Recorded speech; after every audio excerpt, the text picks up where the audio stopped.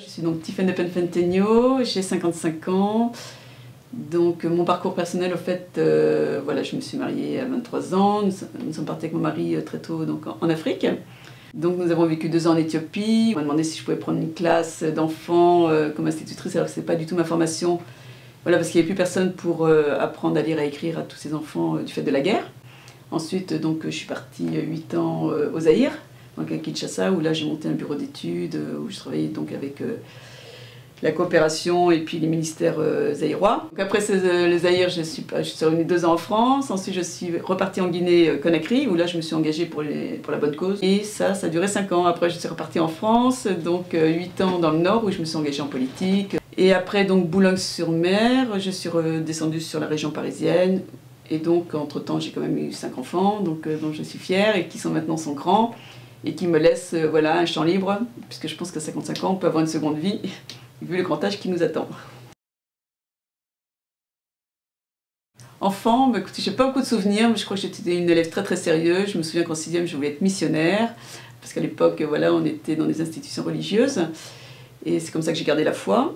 Et donc, voilà, j'ai toujours aimé travailler, j'aimais bien aller jusqu'au bout des choses. Et je crois que le fait de vouloir ça m'a aidé dans ma vie d'adulte aussi.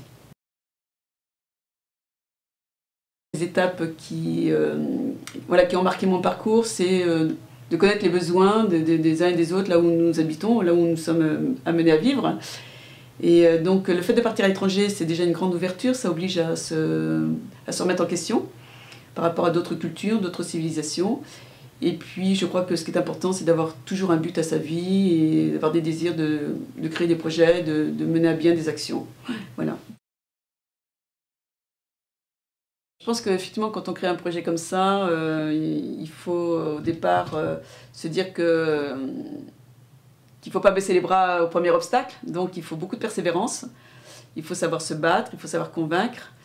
Mais si d'autres voulaient monter des projets voilà, sociaux, il faut savoir que c'est le moteur qui peut aider à aller toujours plus loin. Et ce moteur, c'est de savoir qu'on répond à une détresse, là en l'occurrence celle des jeunes ou celle des personnes âgées, et que c'est ce moteur qui va vous permettre de doubler vos efforts ou même d'aller jusqu'au fond de votre capacité pour monter un projet à terme comme celui d'Ensemble de Génération qui finalement nous a demandé beaucoup d'investissement, plus que prévu, mais nous sommes toujours debout. Et je crois que ce ne serait même pas concevable de se dire qu'un jour on va arrêter.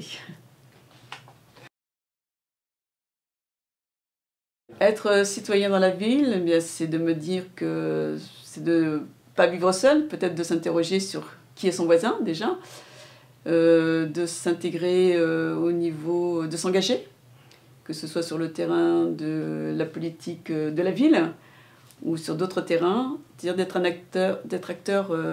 acteur actif, si on peut dire, par rapport à cette solidarité urbaine qui doit se mettre en place dans les années futures, parce que je pense que l'individualisme n'est plus de son temps, mais que par contre, il faut trouver des nouvelles solidarités de proximité, et que chacun peut être inventif à ce niveau-là en tant qu'acteur citoyen.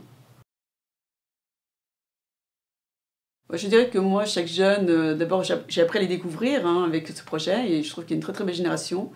Donc moi j'ai beaucoup de confiance en elle et je me dis que chaque jeune a un potentiel en lui, qu'il ignore peut-être, mais donc il doit avoir confiance en lui. Et souvent quand on est en grand danger de survie, on sent qu'on peut aller jusqu'au bout de ses capacités, qu'on a une force de survie intérieure. Et bien quand vous montez un projet, c'est pas une question de vie pour vous, mais c'est une question de vie peut-être pour les autres. Et dans ces cas-là, c'est là où vous allez puiser toutes vos forces pour monter ce projet en sachant qu'en chacun de nous, il y a un potentiel énorme qu'on ignore.